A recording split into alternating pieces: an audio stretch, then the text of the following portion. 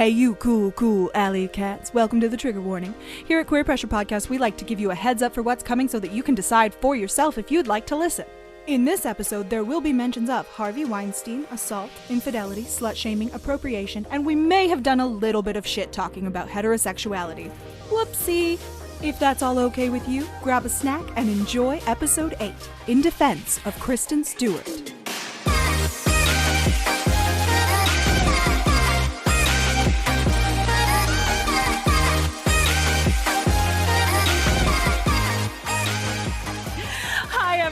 I'm Maddie Gray. And I am Katherine Johnson, and you are listening to Queer Pressure Podcast. We are so glad you've decided to join us. Queer Pressure Podcast is a critical exploration of queerness in media as an act of radical self-love in a world where self-love is the only kind of love you're probably getting at the moment. Our favorite morning segment that we always start with, my thoughts about Attack on Titan. Catherine, no, that's not our first. Here's the problem is that I finally got to the end of it, of like everything they have for the manga, because I was like, this is a great thing to get really into right now.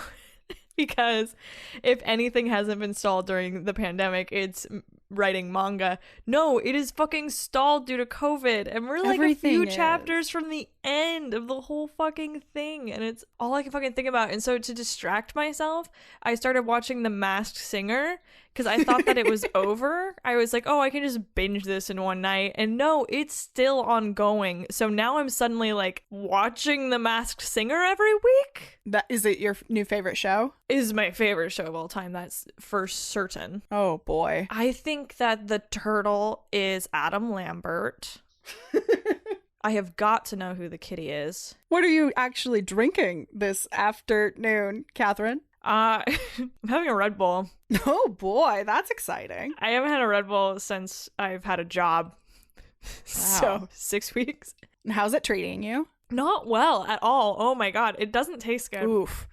Maybe put it down and trade it in for some water or something. What the fuck are you? You said it hurt your tummy. I'm trying to help you. I'm so sleepy. I had to wake up this morning and I've been sleepy ever since. So I was like, I'm going to crack open that Red Bull that I had the audacity to buy at Fred Meyer this weekend. I'm drinking seltzer water and wine. Keep in mind these two, no, not together. One sip of each. You're sloshing around inside your mouth hole. Still a spritzer. Catherine. What? Can you see in the script what it says right after, what are you drinking? It's probably going to say something about like, I win because I wrote that Kristen Stewart's my girlfriend. No, it's not that. Oh, though we have been arguing about who's... We haven't been arguing. I've been explaining the reality to you. It says new segment. Yes, I have a new segment to propose. Okay, this will come to a vote, and the other two people who get a vote in it, besides you, are me and my cat. So here's my proposed new segment. As we all know, we're in pandemic mode. We're not getting dressed in the morning necessarily. We're not putting on makeup. So here's my question. Ready? Mm-hmm. What are you wearing? Oh. I'm not the best for this because I've honestly been acting like normal more than most people. Yeah. What are you wearing today? I'm wearing my favorite black jumpsuit. I am wearing an Ash Ketchum hat. Okay. A t-shirt. An Ash Ketchum shirt over my t-shirt. And some joggers. So I look like Ash Ketchum. I'm gonna guess you've dressed like Ash Ketchum all. That would be a good guess. Cool. I feel like I've been set up. Where's the complaint jar? I just figured you would be in your robe or something funny, and you're not. And I hate you for it. Because I'm the Quarren Queen and I don't dress stupid like everyone else. I typically wear normal clothes. Every day? Yes. Well, that's good for you. I do not. Most of the time I'm wearing some sort of version of pajamas. I wear pajamas in the morning and at night. I don't think most people are changing in the day. Really? No, I have to put on like clothes to do tasks. Anyways, Attack on Titan. How about instead we talk about Dame Kristen Stewart? Yeah, what is the podcast this week, Madison? In this week's episode, we're going to be talking about queer icon Kristen Stewart. Kristen Stewart, is that what you said? Kristen Stewart. Who's that? So Kristen Stewart really jettisoned to fame with the Twilight series, where she played Bella Swan in the movies. And I remember when those movies were coming out, I didn't like the series. I had a friend who was like, well, you can't knock it till you try it. So I read it and I was like, no, that was still the tagline hate of Twilight. Yeah, for sure. That was like everyone's elevator pitch. Instead of saying like, oh, this good, like everyone's favorite thing to say about Twilight was, well, don't knock it till you try it. And then I tried it and I was like, this is that good vampire shit. And I got halfway through book 4 and went, oh, this is bad. And it took you 4 books. It took me 4 books. Then I was one of the like anti-Twilight girls where I was walking around like, Harry Potter's so much better. There's character development. I mean, I'm not a fan of the books still, but no, they're still bad. But man, has my mind changed about Kristen Stewart. So I totally resented the series, and so I therefore resented the lead female because of course society tells you to hate all of your fellow women. I also hated Taylor Lautner. The only one who escaped vitriol was Arpats because of Robert Pattinson. Everyone knows who Arpats is because of his Harry Potter era. Cedric Diggory. That's my boy. That's my boy. He's in what, like a whole 2 minutes of Harry Potter? I think so, yeah. And we were like, he was Harry Potter first. He managed to make everything in that movie that he said completely awkward. Yeah. Also. Oh, okay. Like so, when he tells Harry to open the egg in the bath. Harry, you should take your clothes off. Like, that's what he says. he basically is like, you should go to the prefect's bathroom and like, get naked with your egg, man. Maybe you'll have some ideas about the Voldemort. Harry, have you taken a naked bath? Have you tried it? You have to stop. Harry. It's a port key. Oh no. Kill despair. That was the entire plot of the 4th Harry Potter film. Just so we're all on the same page. So like literally that's all you see of him. And we were still just like, no, he's way more Harry Potter than Twilight. He's not. He's not. No. Though, so when the later movies were coming out, there were rumors swirling around that like Kristen Stewart and Robert Pattinson both didn't actually like the story of Twilight. So shit. Yeah, no kidding. They're both literary snobs, which is fine by me. Snobs. Yeah. So that kind of endeared me to Kristen just a little bit more. But then later in her career, there was a scandal where it came out that Kristen Stewart was having an affair with the director of a movie she was in called Snow White and the Huntsman. Snow White and the Huntsman. Which was directed by Rupert Sanders. And once again, I was like, oh, what a slut. I don't like her anymore. Yeah, she cheated on Arpats. She cheated on our Harry Potter boy. And he said Wick Diggory. And I'll stand by that. I just don't think she's good in Twilight. Well, here's the thing. I agree. But having seen her act since then, I don't think that was her doing. I think that she was given a bad script. We're probably going to mention this a lot. On our other podcast about like a little over a year ago, we did Twilight. We watched all 4 movies, I think twice. We were astounded by the terrible acting, and we were all like, it's weird because we now know that Kristen Stewart and Robert Pattinson are good actors, but they're both so terrible in this movie. And she was an excellent actress before Twilight. Yeah, she was. She was in Panic Room, and she was very good. Mm-hmm. So I don't think that was her fault that she was bad in Twilight. Oh, I just don't even think of Twilight as like a real thing. I don't even think it should be something like on, or it's like, well, she was bad in Twilight. It's like, of course she was bad in Twilight. Everyone was bad in Twilight. Who wasn't? Everyone was bad in Twilight. Twilight's a bad movie, but it's so fun. I think it's a crime against humanity that Twilight isn't held to the same standards that we hold like The Room, movies like that. Because I'm not saying it's up to that level of weirdness, right, but that people take it so seriously and they're like, no, I'm not gonna spend it's beneath me. That sort of like snobbery is like, you need to watch Twilight. It is hilariously awful. His fucking face when she walks in front of the fan and he smells her for the first time is the greatest scene in any movie ever. I do remember like pausing and rewatching that moment. We had a drinking game and it was just any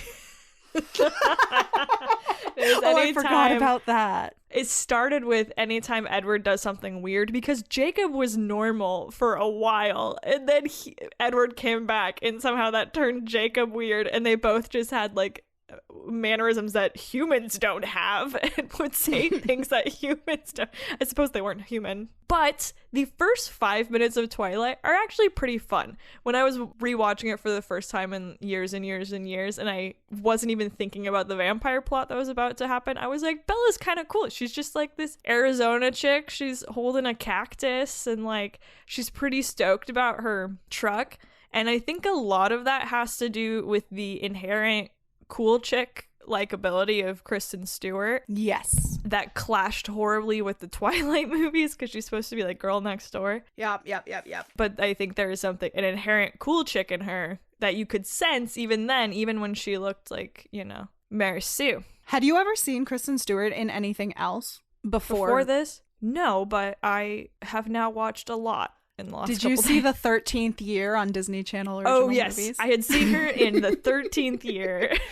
I mean, she's like a bit part, not even a bit part, just like she's an extra that's not even credited in the movie, but her mom was a script supervisor on it. Yeah. They're all waiting in line at the drinking fountain and she leans out. That's all that happens. But that was her first movie. Because I'm not convinced she really wants to be an actress. I think she's a really good actress, but I'm not convinced that's really what she wants to do.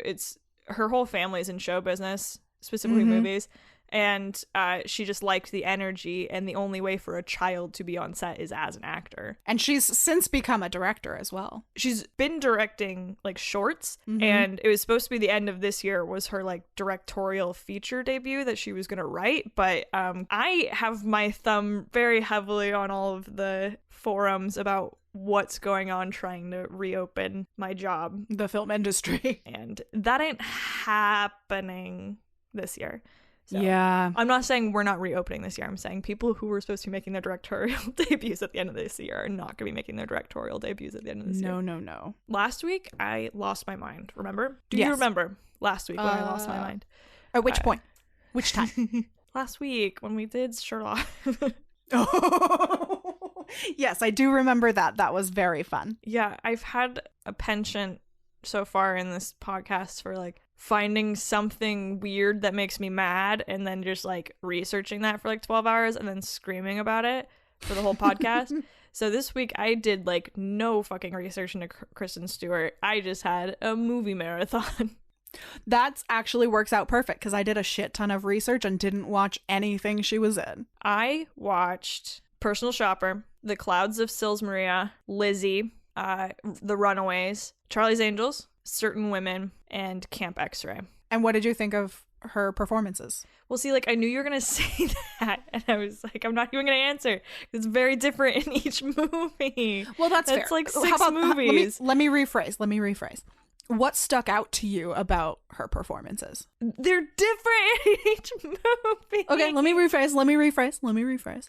How much do you love Kristen Stewart? I don't love her. I don't know her.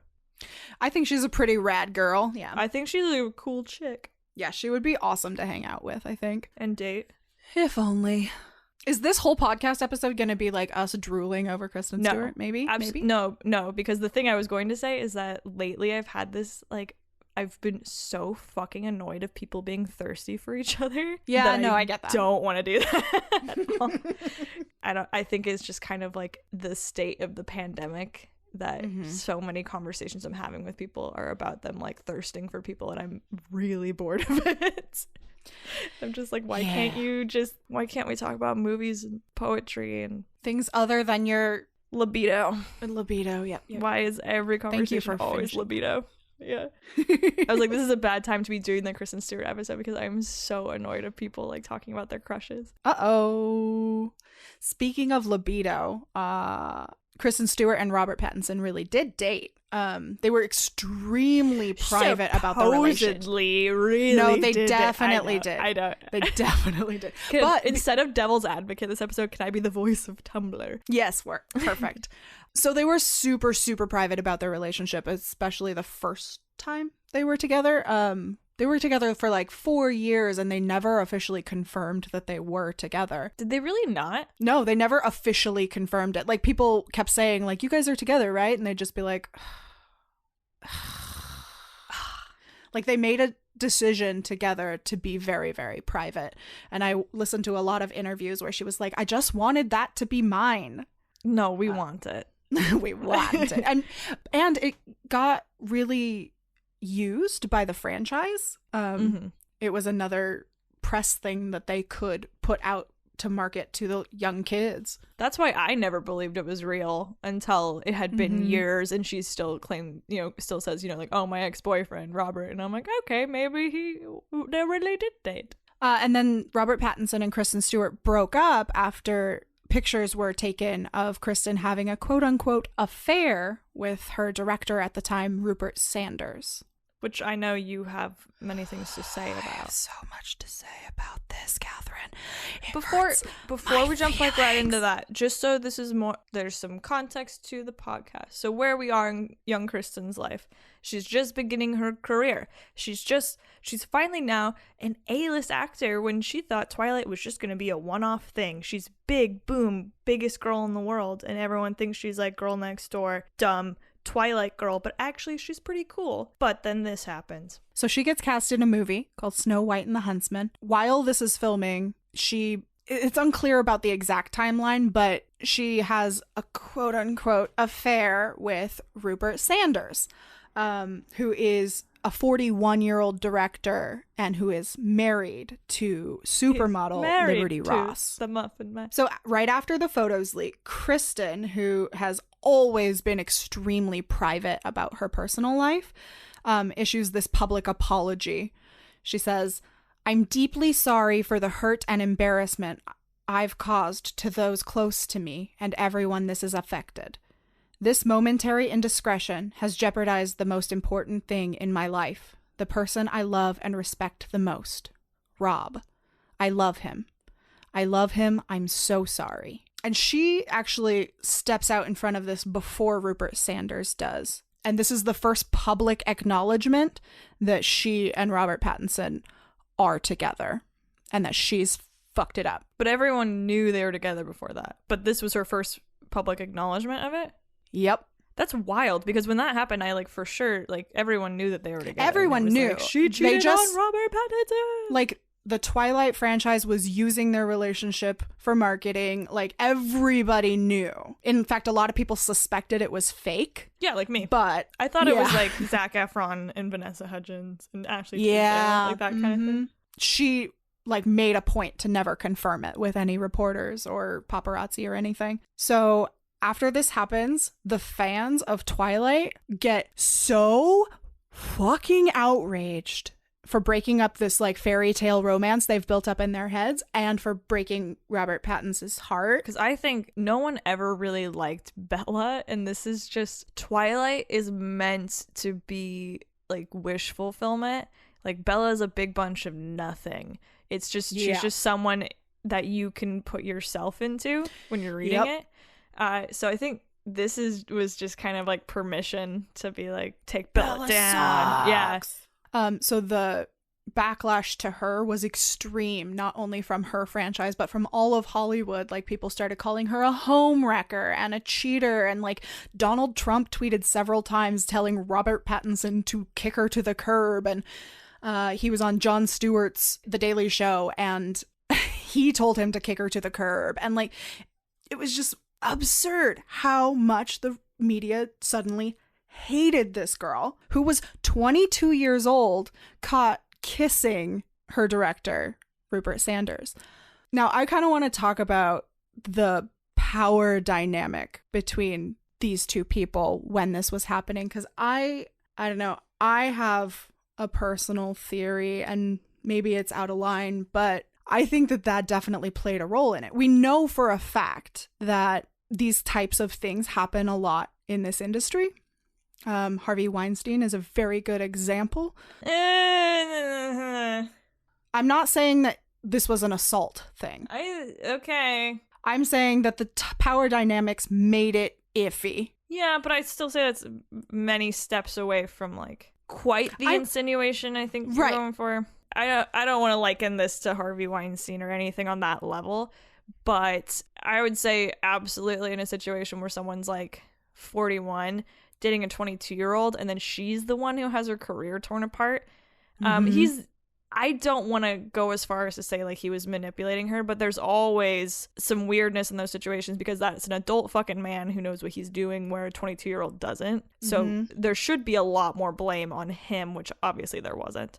Where this was, I was like, I don't even remember his name. So, yeah, I didn't remember his name either. I just knew it was the director of Snow White and the Huntsman.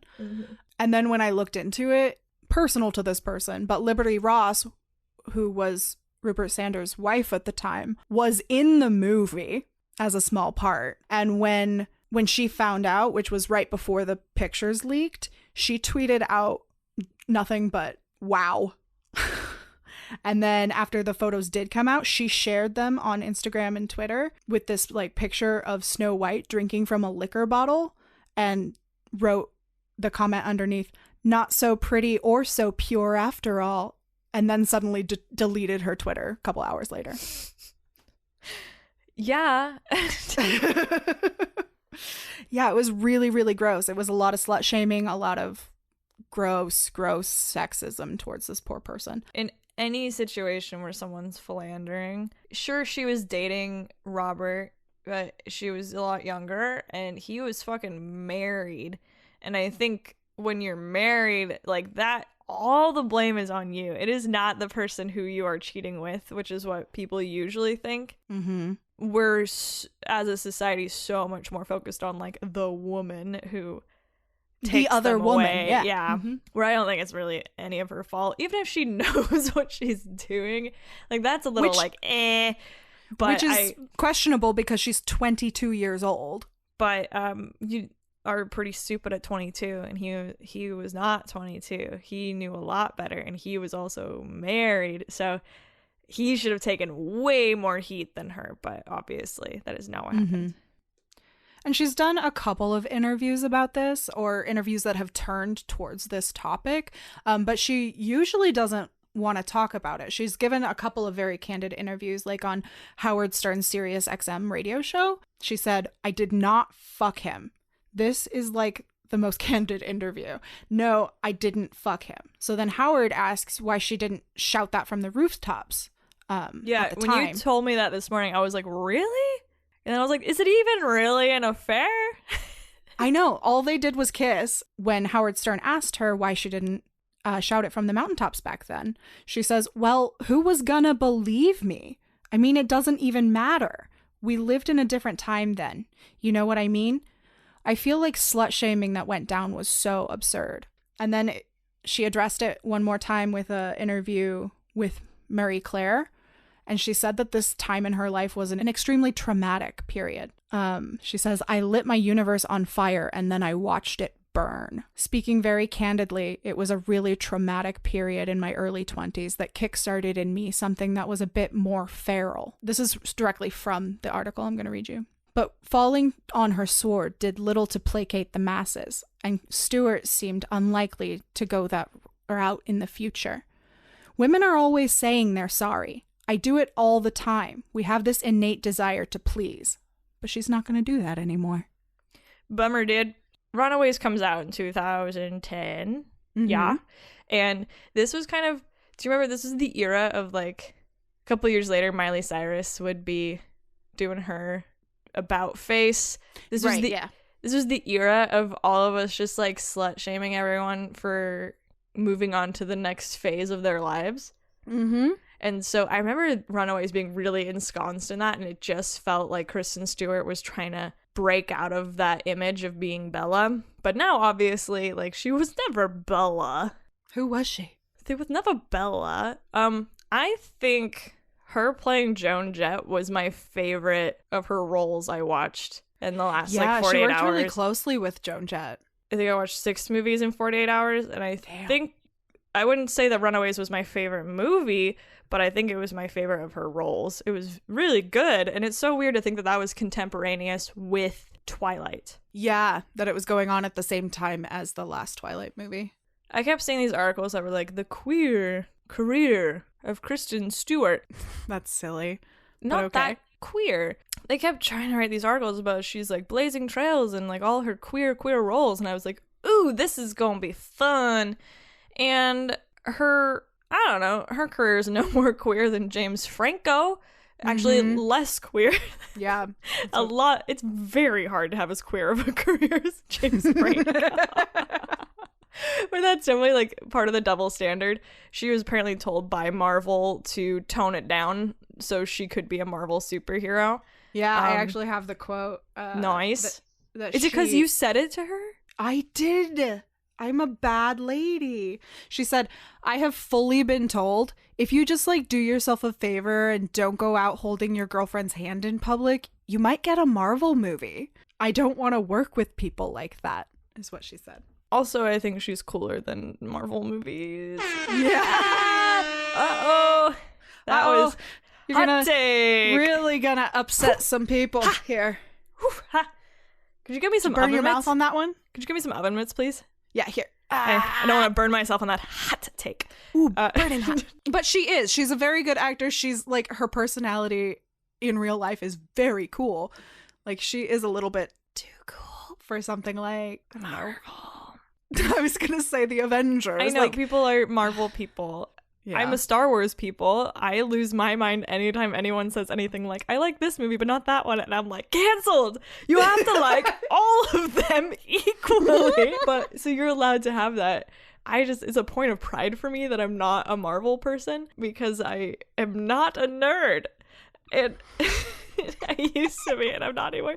And I went to take a like Avengers quiz, and I was getting a lot of it right in the beginning because it was like Iron Man. It was like my it was years. The early ones, yeah. Yeah, like I still know that stuff pretty well, like phase 1, and then it was asking something about like which Infinity Stone was like in the Tesseract, and I was like, there are different Infinity Stones, like they have names.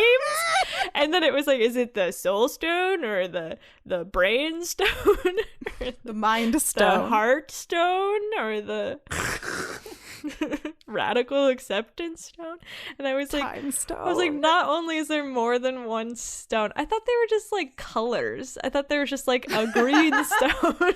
No, they have to go find all of these stones. Well, yes, Thanos is trying to find all the stones. Yes, I'm aware of that, but I didn't know that like they all had like names.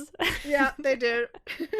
I thought they were just like the green Infinity Stone and the blue Infinity Stone. I thought it was an Infinity Stone, but there are.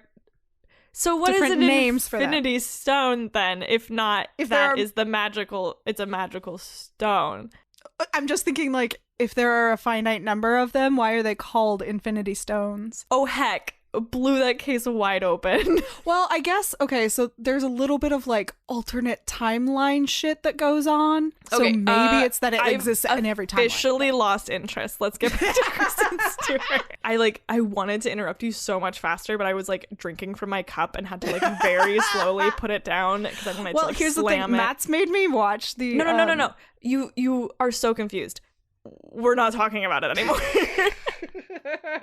So, and what I mean to say is I love blockbusters and all that, but she's just so much better in indie movies. She's so good. Mm-hmm. And it was really fun. It was a fun little movie festival I had last night of the kind of roles she picks. They're all over the place. She's a very versatile actress. She's really, really good. And I forget that she's Kristen Stewart in everything except like Twilight. And that is the sign of a really good actor. Yeah, she's very good. Even though it was probably my least favorite of the whole group, like in Lizzie, I thought was one of her best performances because you completely forget is Kristen Stewart. It's so against type. But anyways, so her career, is it queer?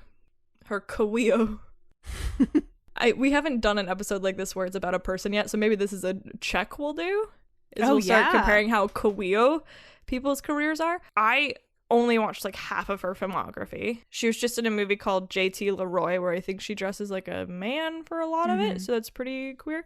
But The Runaways starts getting into, some would say it's a queer baity territory. I didn't feel that way.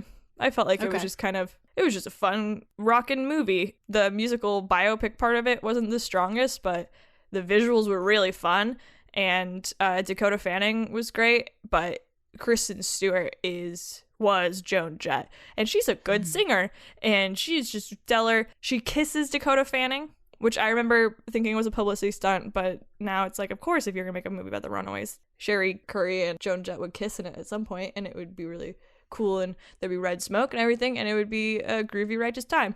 I enjoyed it. A+. Is it a queer movie? So what you're saying is like talented actor, but are these queer roles? Yeah. Queer movie? I say not. Yeah. Queer-ish. Queer adjacent movie. The Runaways, as queer as you could be in 2010. But she does have these like movies that lean that way. Like Clouds of Maria Sills. There isn't actually any female romance in it, but the whole movie revolves around a play about lesbian lovers, and it's highly insinuated that the main actress is falling in love with Kristen Stewart, who's playing her assistant, but there's never really anything tangible in that way. But yeah, queer adjacent. It's not really about the queerness of it all. It's more about aging. That's the one she won the César Award for. César Award? I don't know. The French Oscar. Then like Certain Women, she has a very small role in, but it's Kristen Stewart is playing opposite a very obviously queer woman in a tiny town in Montana. When we talk about what a butch person looks like, this is actually a butch woman. Where people would say that like Kristen Stewart in Charlie's Angels is butch, and she is not. This is an actually butch woman. Is bored one night driving around, and ends up driving into this tiny class for school law. It's like a bunch of teachers from this tiny town taking a night class about laws having to do with school. And this recent law grad who didn't think she was going to get another job took this job, but she lives 4 hours away, so she has to commute 4 hours in and out in the winter. And she actually did get a real law job, and so she has to do that and then wake up in the morning to go to work. And the queer woman, Jean, I think her name is, like totally falls for Kristen Stewart's character, but it's very obvious that Kristen Stewart's character doesn't even see this girl as a real person. Like they go, so that was another like queer-ish sort of thing. Did these strike you as like queer Cody or no? Like no, okay, just adjacent. But Lizzie is a lesbian movie. Finally. That is a queer movie. Finally. Yeah, but she's definitely leans that way in all her movies. That I think it's a bit of a stretch. Like all these people are like, her amazing queer career. And I don't think it's her fault. I think these are the roles that she's offered and she's allowed to do. Because I think straight women, it's a lot safer for them to play a lesbian than it is for a lesbian to play a lesbian. Yeah, one of these articles had pointed out that Jodie Foster, at least at the time they'd written this article, I don't know if anything recent has happened, but Jodie Foster, the most famous movie lesbian of them all, has never played a lesbian. And I guess I'd never thought of that before, but that is probably true. But she did play Kristen Stewart's mom in one of Kristen Stewart's very first roles, so there's some symbolism there. Passing on the lesbian torch, as it were. Well, obviously she didn't know. Like, Kristen Stewart was like 12. Also, Kristen Stewart doesn't identify as lesbian. No. In fact, she's hesitant to use any labels at all. So she said on that same interview with Howard Stern XM, she said, I used to have conversations where people would be like, if you don't want to talk about it and you don't want to define yourself, then you need to stop setting yourself up for that by going out or whatever. She says there's no reason why anyone needs to provide an easy narrative for other people to digest. Why would I simplify something that's so very complex in order to make someone else feel comfy? Because, you know, sexuality and gender, those things can be extremely fluid, and kind of the way that Kristen Stewart operates is in a very fluid way. What I really like about her expression is exactly how undefined it is. We're even saying something that even bothers me about, like, pointing out to people like, oh, well, gender is fluid and sexuality is fluid, is saying something's fluid is giving it another label. And we're just so obsessed with labels. And with her, she doesn't even have to do that, of the label of like more definitions, more boxes and stuff like that, which we love to do in the LGBTQIA community, given the fucking acronyms that we cling on to, where LGBTQIA is now one of the shorter acronyms. Yeah, it's true. It's very cool that she doesn't say anything ever. Like at one point she said something about like, I think she said something about being bisexual, but she still like doesn't say pansexuality, none of it. No. So like, even though we kind of like to say, you know, like, oh, it doesn't need to label these things or this and this and this, and are just assigning more labels. You know, that's a position I can definitely respect. You know, kind of being somewhere on that fluidity spectrum of things, like not giving it a name, like Lily in Sex Education. Like we've been seeing this happen again and again, and I think normalizing it is a good thing, and Kristen Stewart is making it more normal for people who look up to her and people who she knows to just be who they are and not have to put a name to it. I mean, as much as I love all of I want queer theory to be more established and have more schools of thought and methodologies and things, but no matter what, queerness exists outside of that. And I think we often get lost in the reeds of like, well, you need to know this, you need to know this, you need to use these proper terms, you need to use these proper terms. This means you're on this spectrum, this spectrum, this spectrum. Where do you fit on here? You know, and it's like, it doesn't not exist if you don't specify which spectrum. If you don't even know which spectrum is still there. I think she leans more to the other side of that, of quit it. Quit overanalyzing all of it. I remember like how excited I was to pick my, you know, label and shit, and now I don't care. I had a conversation on Zoom last week where one of my friends was like, can you please explain your Instagram handle to me? And I was like, what? Because like I haven't been asked about my Instagram handle in years, because I've had it for years, and it's a queer boat glitter boot. And she was like, what does that mean? And I was like, what do you mean, what does it mean? The word there's two objects, boat and boot, and the adjectives describe the nouns. And I was like, I'm the queer boat, and I had the glitter boot right next to me, and I was like, and here's the glitter boot. She's like, well, that's a queer boat, which was, you know, to a straight person would be like, why'd you say that? And then I had to go back and like remember, okay, why did I do that? And I had to explain to her like, there's kind of this obsession with labels and stuff, and I was never really into it because I have to be a hipster and I want to be different than everybody else. And I don't like the word lesbian. So for like a month there, I said that my sexuality was queer boat, and that happened to be the month that I got the Instagram. And then you like glitter boots. It really doesn't mean much of anything. It was just a dumb thing. Yeah. Which they think that because it has the word queer, it has to mean something extremely deep for you because you're a queer person. I don't even know if that's what they thought. I think they were just kind of like, what does that mean? What do you mean? But like, that just reminded me of this, that like, it all has to mean things. And I have, during this quarantine, seen a lot of people, there's been like these trends of posting things about your pronouns and very long lists of what you can call each other and what certain things mean. And so I don't know, I've just been thinking about it a lot. And I've seen that going around too. And I don't think there's anything wrong with any of that. I think it's great to be able to define yourself, but also it's great to not have to put a name to it. Like, as humans, we like to compartmentalize and organize things so that we can conceptualize them and understand them. But one of our challenges is, you know, not everything is labelable. Not everything is understandable. And sometimes we just have to sit with the, you know, the uncertainty of where this thing goes in which box, and does this square go in the square box? I don't know. This is a shape I've never seen before. It's kind of a circle, but also kind of a triangle. It's just, I think it's just funny that it's like the more we're studying this, the more I'm learning, the more like even you just saying like spectrum. I was like, no, not even that. Not Get even away spectrum, from yeah. me. Don't tell me I'm on any more spectrums. I'm tired of being on spectrums. I'm just am. I Just am. Can I have my year of just am? I'm sure next year I'll be like, no, I'm this again, you know, and be like this, and this, and it'll be something new. Right now, I'm just like, can't just am. Can't just am. I mean, this is the perfect time to just am.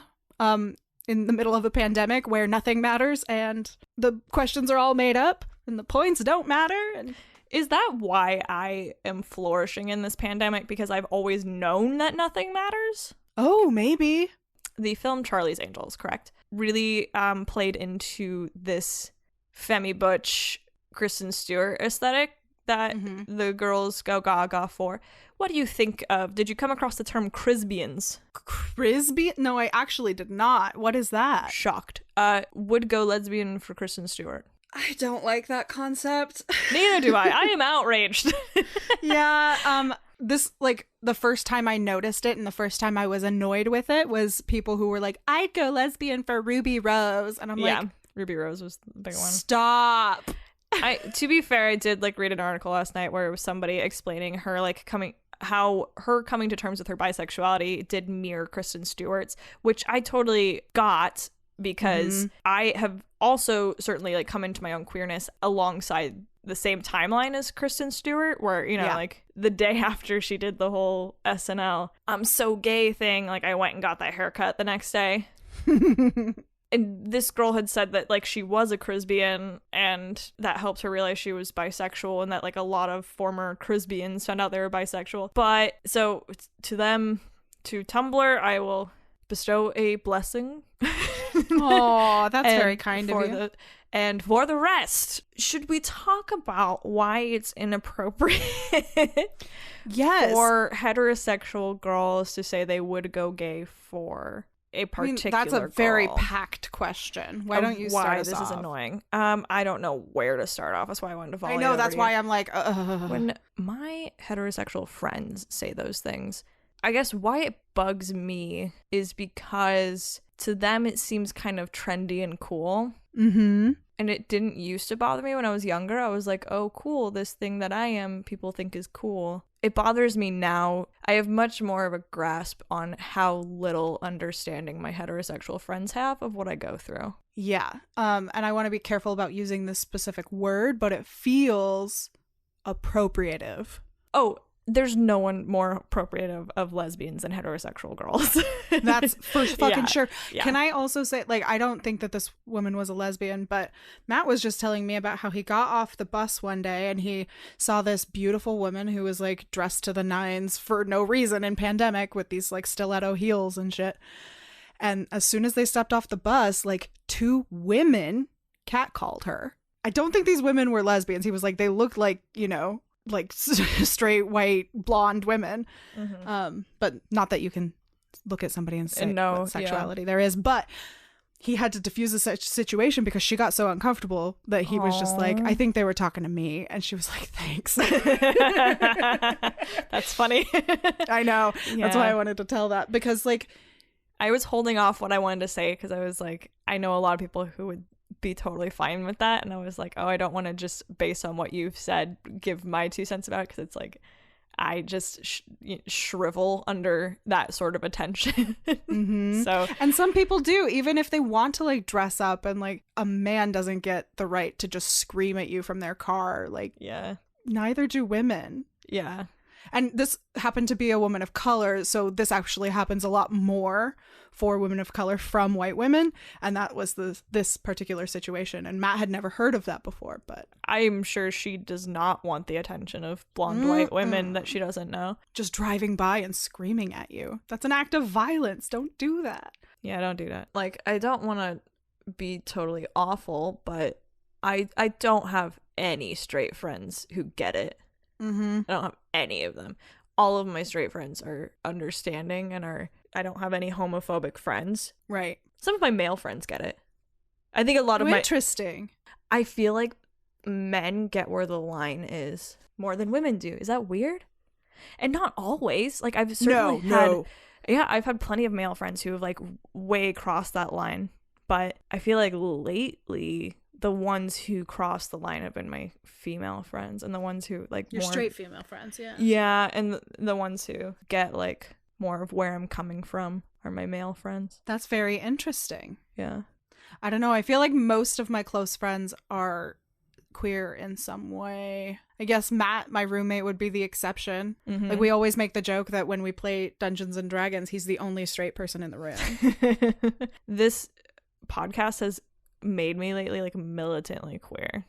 I love that. Yeah, like I'm being so much ruder to people because I don't care anymore. Are you being ruder when they're being rude, or just in general? I mean, like I make a lot more snide comments, and like you know, heteros have a lot less patience for that. Yeah. No, I get that, because I have a lot less patience for it too. And I'm a witch now. Yeah, that's my only label. I'm a witch. I'm a witch now, which means I do not have to support a woman just because she's a woman, and I don't want to talk about boys. Amen.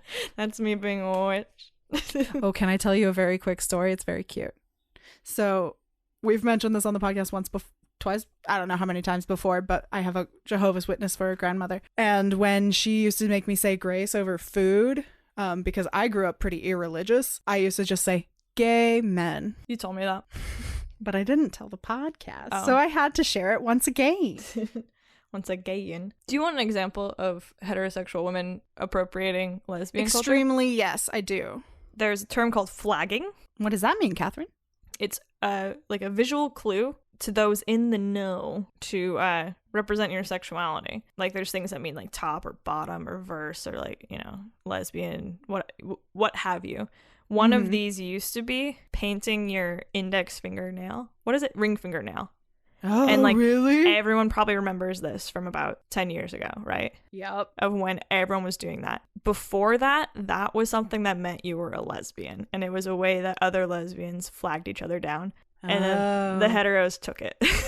And it became a huge fashion thing. Mainstream, yeah. I remember that. Yeah. So that is just an example, one example of how fucking obnoxious heteros are when they think that is lesbian like textbook appropriation, isn't it? Yeah, but it's just like, this is why I am sensitive about them thinking that this stuff is cool, about being a Crisbian. It's like, stay in your lane. Say that you admire her, say you think she's talented and pretty, but just why do you have to take that extra step and be like, I could be a lesbian too? Yeah.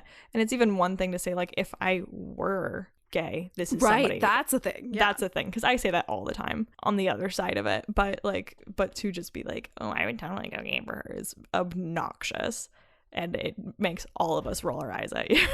So do it all you want, but just know if you're doing it in front of a queer person, we've lost a lot of respect for you.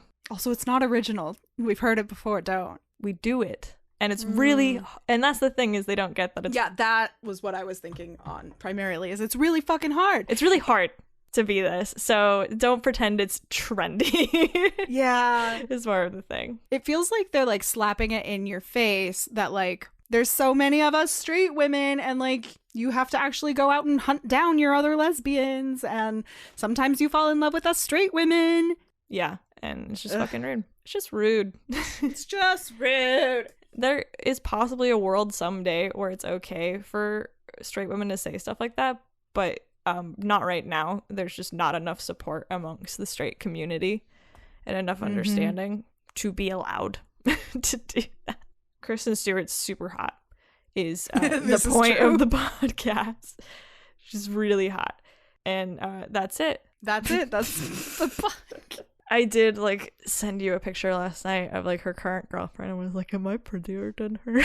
You did. That was very cute. And it's so funny because like I had done a bunch of research, but the picture you sent me, I was like, I feel like I've seen that somewhere. And then you sent me the second one, and I was like, oh, I know who that is. Because you were like, am I prettier than her? And I was like, who is second photo, got it. This is Kristen Stewart's current girlfriend. It's time for Chris. Wow, I almost called you Kristen. Whoa, Catherine's treasure chest of nice things. Whoa, there. She's singing Christmas music because last Christmas I gave Catherine a treasure chest full of nice things, sentiments, inside jokes, things that she would hate. And at the end of every episode, as a practice of self-love, we ask her to read one to our audience. I don't want to read this one. I don't want to. Uh-oh. You can read a different one if you want. I am so incredibly lucky to have you in my life. Thank you for always standing by my side. You are correct. You are very lucky to have me. Don't know why I was so afraid to read that. It's just the truth. It's just a fact. That's true. I don't know. Was it the sentiment? Was it? There wasn't any sentiment there. You were just naming it was just a fact. You're all very lucky to have me. Good self-love, Catherine. Good work. No. Oh, no. You've been listening to Queer Pressure Podcast and our critical explorations of queer media as a continued practice of self-love with me, Catherine Johnson. And me, Maddie Gray. Hey, you, please subscribe, and leave us a review on iTunes or Apple Podcasts or Google Podcasts or anywhere you can. You have no idea how much it helps small podcasts like us to just get the word out that we're here, we're queer, we like dark beer. You can also comment, shares, and subscribe all of our social media content. We are Queer Pressure PC on Twitter, Instagram, Facebook, and now we have a website, queerpressurepc.com. Once again, that is Queer Pressure PC for podcast. Not for personal canopy. Yes, not for that. Thank you for listening. Have a nice day.